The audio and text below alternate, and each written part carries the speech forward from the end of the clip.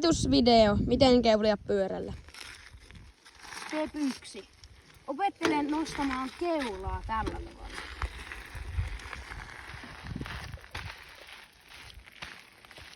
No niin. Step 2. Teet tuo sama, mutta vaan pulkaset samalla, eli tällä.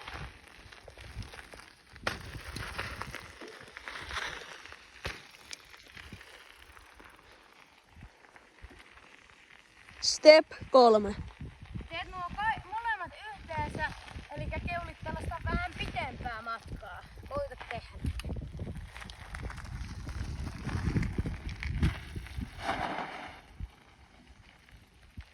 Step 4. Teet nuo kaikki samalla, mutta käytät vielä siinä vain jarrua, jos oot keulimessa ympäri. Eli tälleen.